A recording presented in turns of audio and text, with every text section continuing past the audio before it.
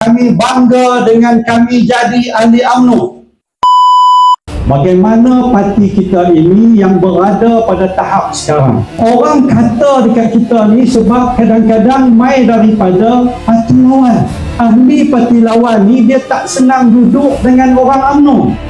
Mereka tak puas hati dekat kita. Tak puas hati sebab apa? Sebab parti kita ni kalah macam mana pun, ahli-ahli di pangkat cawangan tetap setia bersama dengan parti. Buatlah macam mana sekalipun, itu masih lagi ada di pangkat cawangan-cawangan di dalam bahagian Gebang Pasu ada 150 cawangan. Maksudnya setiap kampung yang ada di dalam bahagian Gebang Pasu kita ada cawangan awal. Tandanya itulah ahli-ahli yang setia kepada parti. Tetapi saya nak gambarkan di sini bahawa kesetiaan ahli kepada parti tidak ada galang gantinya. Tetap setia bersama dengan parti. Jadilah apa sekalipun, kita bersama-sama menuju bawa panji-panji bendera kita, Parti UMNO kita ini. Jadilah macam mana sekalipun, kekuatan kita berada di akar undi. Dan kami yang ada di depan hari ini pun bukan main daripada Kuala Lumpur, Ustaz. Tapi maksudnya kita duduk di sini. Jadi tuan-tuan, saya sebut tadi, kalau dalam media sosial orang komen kita kalau undi Barisan Nasional dapat AMDA. Dan dalam media sosial kita orang duk komen kalau hampa undi BN dapat BAP. Saya nak abang, dalam pilihan raya negeri Johor ada 56 kerusi di Johor. 56 tu semua UMNO bertanding. BAP pun kita lawan.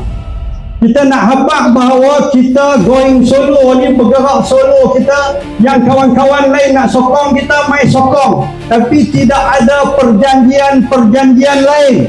Nak sokong.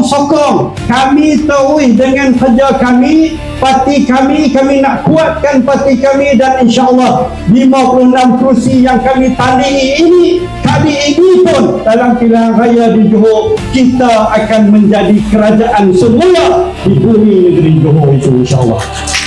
Hari ini Datuk Seri Presiden parti kita, dia ambil alih parti 2018 ni parti kita kalah.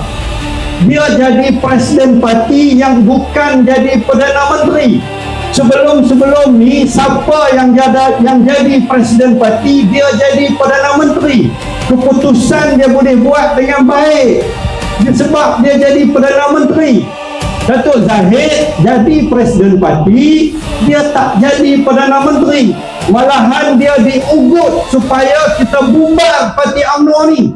Dia sanggup mempertahankan parti kita ini, akhirnya dia dituduh dengan 87 pertuduhan. Sebab apa? Sebab nak pertahan parti. Tapi atas kekekalan presiden parti kita, dia mempertahankan parti dan parti wujud sampai kepada hari ini. 80 tahun dah umur parti kita masih lagi dipertahankan. Dan insyaAllah kita bukanlah kita nak sembang besar, bukanlah kita nak sembang kencang, tetapi gerak kerja yang kita buat dan lakukan ini, insyaAllah parti kita masih ada masa depannya.